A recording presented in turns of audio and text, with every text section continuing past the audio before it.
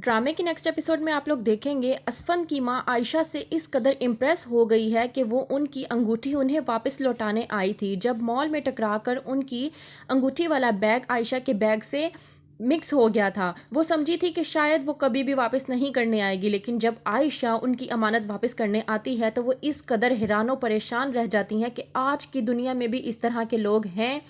वहीं पर जब वो अपने हस्बैंड शकील से कह रही होती हैं कि आप आयशा को अपने ऑफिस में जॉब क्यों नहीं दे देते, तो वहीं पर असफंद अपनी माँ से कहता है कि माँ, आप क्या हर किसी को अच्छा समझती हैं? क्या पता वो आपके सामने भोला बनने की कोशिश कर रही हो और आप उसकी मासूम शक्ल पर चली गई।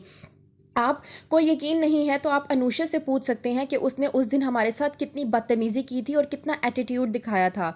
लेकिन शकील तो पहले ही आयशा को अपना कार्ड दे चुके हैं और जॉब भी ऑफ़र कर चुके हैं। तो जाती है आयशा उनके ऑफिस में जॉब के लिए और वहीं पर उनको रिसेप्शनिस्ट की जॉब मिल जाती है। असफन वहाँ से गुज़र रहा होता है और पूछता है कि दूसरी रिसेप्शनिस्ट से कि ये यहाँ पे क्या कर रही हैं। वहीं पे वो बताती है कि ये मैडम आयशा हैं और हमारे ऑफिस की न्यू रिसेप्शनिस्ट हैं।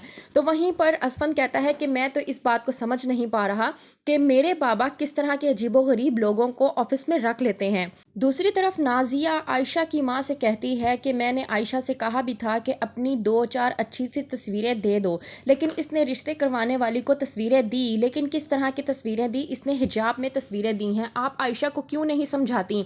ये हिजाब में अपनी उम्र से 5 साल बड़ी लगती है। अगर ये इसी तरह करती रही तो इसका रिश्ता होना मुमकिन नहीं है। आप इसको समझाएं। अगर ये इसी तरह ही करती रहेगी तो ये इसी तरह से घर पर ही बैठी रहेगी। लेकिन आयशा के सर पर इस बात को लेकर जूं भी नहीं रखती। वो कहती है कि मुझे जिसने पसंद करना है वो मुझे इस हिजाब के ज़रिए ही पसंद करे।